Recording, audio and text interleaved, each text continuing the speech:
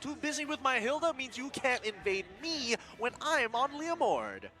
Wait, hang on. What is going on? Where is the Joy gonna go? Is this a mid-Joy? I think it might just be a mid-Joy. We haven't seen a mid-Joy since, I believe, the previous IESF, where the one in Bali. Like 2 IESFs ago. That was 2 IESFs ago. We haven't seen it since then. I believe that's where the Joy was so broken, it can go everywhere. But now it's back, hang on, yeah, in the mid lane with a Vengeance as well. Yep. Against a Novaria. Dude, Assassins in the mid lane, it's not a foreign concept. We've seen it before. If they can execute this, this might just shift some meta picks over, man. I don't know. It might just turn the hearts and minds of the right people. Will Troublemaker, with the epitome of a troublemaker hero, be able to destroy the hopes of Team Lilgun in a clean sweep? Or will the Mongolian representatives show us what they're truly capable of as we return to the land of dawn for game number 2? All right, let us begin. It's going to be Lilgun on the blue side with Umbrella Squad on the red side. And of course, Zora is going to be starting down on the bottom side towards the gold lane of the map just to get a little bit of a leash from Beatrix. And more importantly, just to kind of stay safe from Hilda with a laner that is strong enough to kind of hold her own. Whoa, whoa, whoa, hang on. The Hilda isn't invading, it was leashing, helping Mark clear for a faster jungle clear. That is interesting. Now they're moving together, trying to contest the Litho. That's a strategy we haven't seen so far. Usually the Hilda just sticks to the opposing side's jungler, but that's not the case now. Yeah, I think, again, it's recognition of, like, as soon as this Nolan gets this purple, it becomes difficult to kind of run him down with these rifts being slowing you down before they are connected together and procced. Yeah, but it's a very smart choice by Umbrella Squad here, understanding that the Nolan is going to clear very quickly. So, and invade is likely not going to be possible with that Roam Guinevere, so go for the quick clear instead. With an advantage, what are they going to do? They have control right here.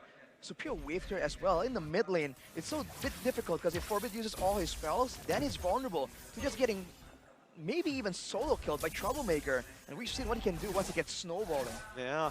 I mean, Troublemaker would technically be like the quote-unquote the easiest one to gank, but honestly, he's pretty slippery too, right? And this is great for Isaac because that means the mid lane isn't rotating that much and you don't have to worry about that angle when it comes to a gank, but I think it'll be important for him to hit 4 sooner rather than later. Well, the level 4 power spike, I feel like at this point, will favor Umbrella Squad a bit, especially if they can really get their hands onto the back line. Because in a full front-to-front clash, having more fighters in the early game generally gives you more of an advantage. You can tank more damage, deal some more damage as well, and we're seeing a bit of it right here. Ooh, the flicker penalty zone onto Ethan, forces the flicker out. Marl secures the turtle easily, and Zexora is picked off. Troublemaker with the first blood, but he gets punished himself. Vengeance not gonna save him from the hands of Ethan. Oh, that's so unfortunate. Zexora was actually really close to taking that away from Marl, but at the end of the day, it's all about those timings. Now, let's have a look at the emblems here and see whether or not there's anything interesting or to keep it in mind, because now that at least for Joy, taking adaptive penetration, sorry, the rupture, as well as the arm, as well as the, it's not coming to me right now. It is The Weapon Master? Weapon Master, that's the one. I was like, Weapon Mastery? I'm like, no, that doesn't sound right. With the Weapon Master, she's going to do a lot of damage, right? It's guaranteed that she is going to hurt, but worse yet, having this Vengeance makes it even tougher. Ooh, Ethan's actually in trouble, Troublemaker. We were literally just talking about it. But Ethan with the Violet Requiem actually able to zone him off just a bit. I actually felt like if he stayed a second longer, that would have been a kill. Maybe he's just playing a bit more conservatively, but the willingness for him to just go in there, even though the kill isn't technically guaranteed, makes it very difficult for Team Lilgun to really react to it. If they know that he can only go in when the kill is guaranteed, then it's easy to predict, to try and counter with spells and the like. But now that they have no idea if Troublemaker is going to go in to harass or to completely, commit all in, to be different.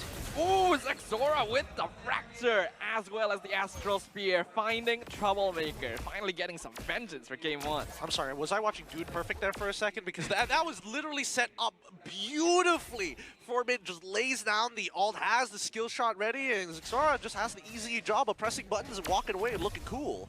There's that vision advantage that they're able to get right there. It's for Umbrella. We're having this Hilda, they should really use it to try and scout also instead of just like standing around, because he's not really invading. And now he's just waiting in the bushes a bit more passively. I think he can move forward to some of the bushes that are more neutral in the center of the river to try and get that advantage, because he's not making use of the sustain or movement speed of this Hilda pick.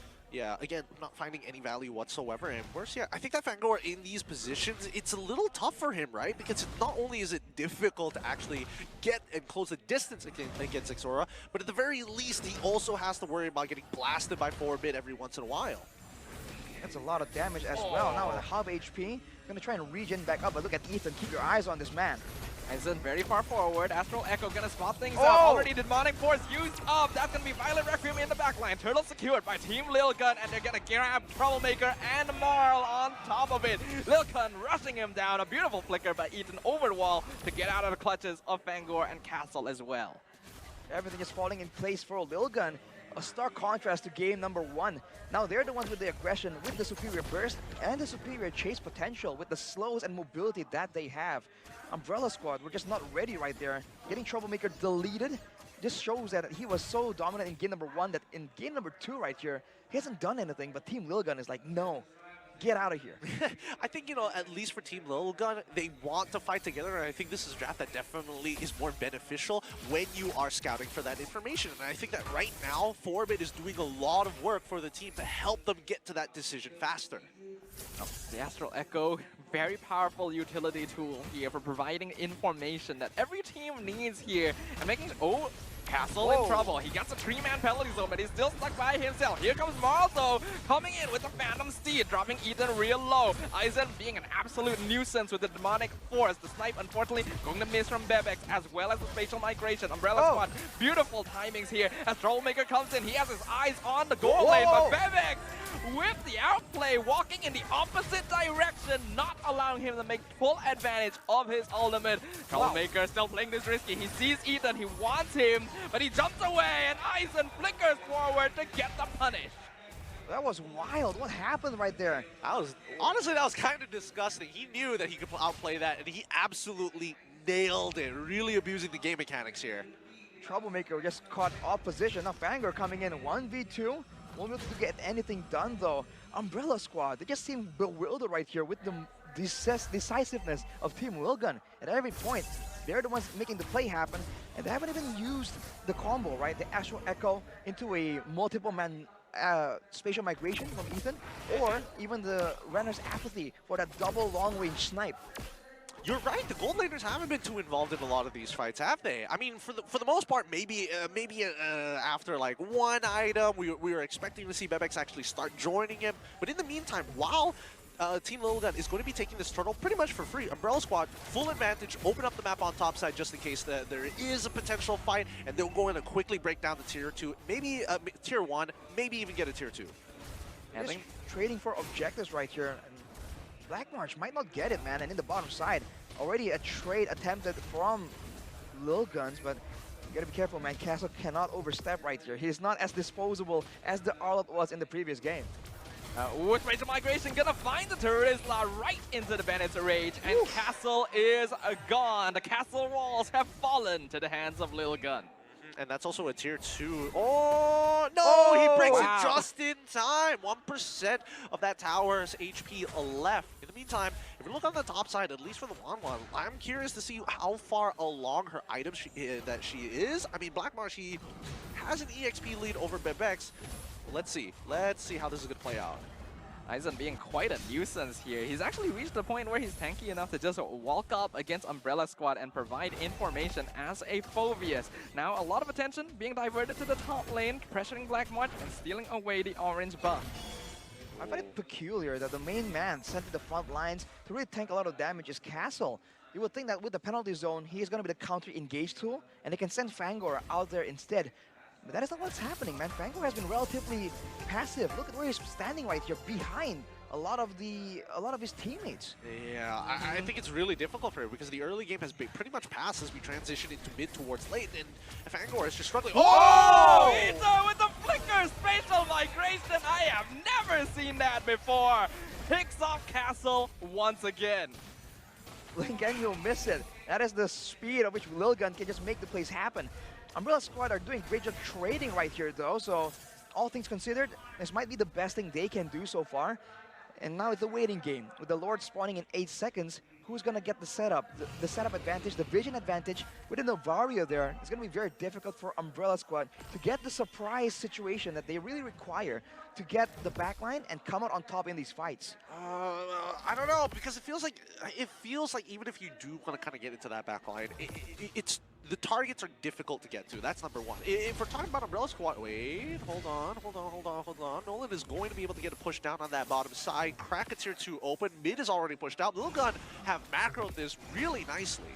This is beautiful objective control coming in from the Mongolian representatives right here. Tier 2 bot falls easily. I don't think they're aware that Fangor is scouting this out, but it's still not a really big issue here for Lil Gun. He will get started onto Bebek. Spatial migration, gonna find the hill. The Troublemaker looking for the dive, but he won't be able to connect it. Vengeance pop won't save him. Fracture destroys him, and Black March is now being chased down, but he gets the crossbow of Tang. Not enough damage yet though, so Zexora gets the double kill. Spatial migration dodges the penalty zone. Bebek actually flickers forward onto Fangor, gets punished for it. Astral Spear won't finish him off. Aizen being chased down by Marl in the backline. A crazy, messy fight, but Umbrella Squad now actually winning out inconsistent damage. So Lil Gun will make a hasty retreat. Oh boy, honestly, it wasn't looking good for Umbrella Squad for a second there, but Team Lil Gun took a majority, took a good chunk of punishment after that, right? I mean, they got some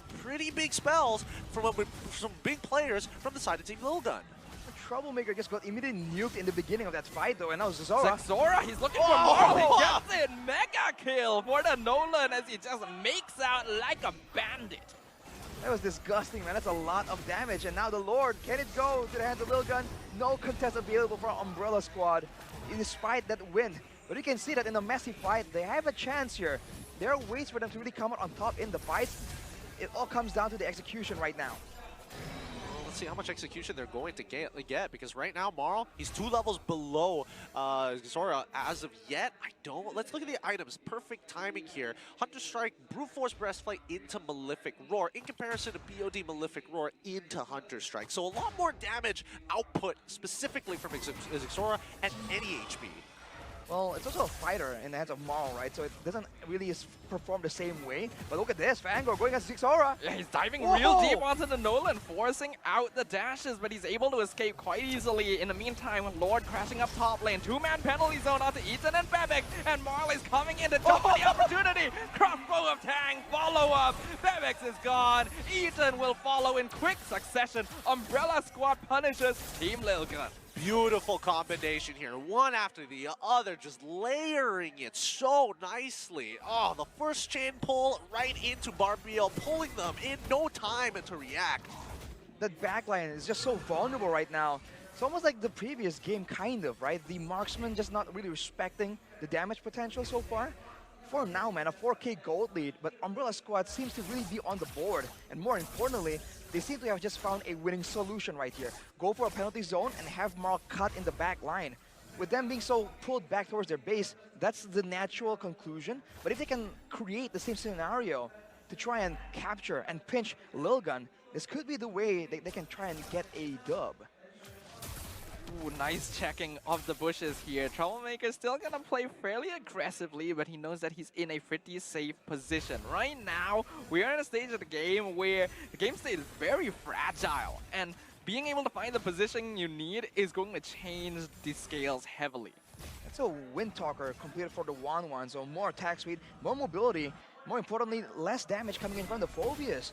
So we'll have to see. On top of that, Troublemaker just completed a concentrated energy earlier, so he has a bit more sustain. Even though he gets chunked out, he can regen in the jungle. He can stay a bit tankier in the fight with that Vengeance too.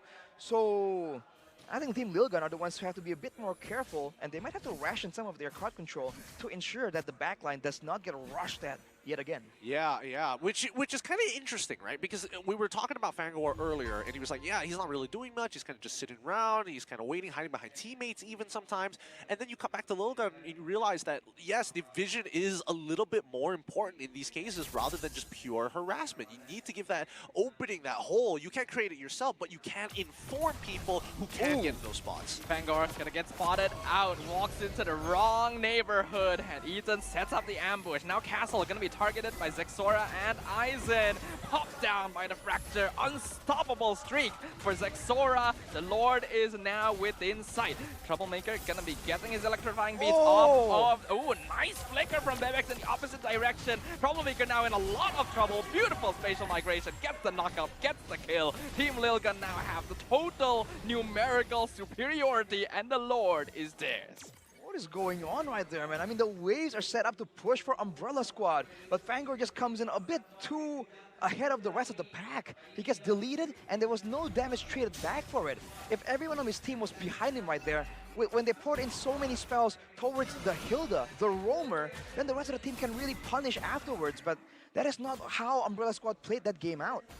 Yeah, a little unfortunate indeed, but now we come back to the present. We see that the Lord is already starting to press in towards lane with Lord Empowered Minions, Team Lilgan, setting this up nice to make sure that they have a subsequent crashing of all the waves. They got top and mid at the same time and delay on the bottom side. That is honestly so many minions. They already found Troublemaker. The spatial migration hitting his target every time. Fangor trying to dive onto Zexora, but he's dropping real low himself with the Dark Force. Penalty zone onto 3 members. Will this be enough? No, Bebex already has the double kill, and Marl can do nothing but run in. Even the crossbow of Tang isn't going to be enough with the Wind of Nature already popped down by Bebex and Black March. He tries to dash away. He will just barely make it back to base, but he and Castle are the only survivors. Named that one. Castle is picked off for Bid with the killing spree, and the crystal is wide open. We are going to game number 3. Woo! Game of 3 coming in for these boys. Lilgan bounce back after a devastating game number 1. It looks like they've kind of gotten their acts back together. The Mongolians, man, strike back with a vengeance, but it wasn't a clean game at all, man. At any moment, it can really swing in one direction, in either direction. And for Lilgan and Umbrella Squad, they gotta be feeling the pressure right here. It's back to a best of 1, and so far, it's almost a bit coin flippy how they take the fights, right? It's almost like something happens and they both scramble towards it, and they just, risk it to see who actually comes out on top. Do you agree with that stuff? Do you feel like that this is something that Lilgan is proactively doing, going into unknown situations and then fighting in comparison to really taking their time to calculate it? That's the thing. Lilgan has a fairly aggressive attitude, and the way I would have described this team going in is if they want to do something, they're going to do it, even if it may cost more than you think, and they'll usually succeed. And in this case, having a lineup here that allows for them to go for these aggressive plays, not to mention the vision provided by the Novaria, and this feels a lot more natural to what I expected from the team. Okay, so that begs the question of adaptation for the upcoming. We got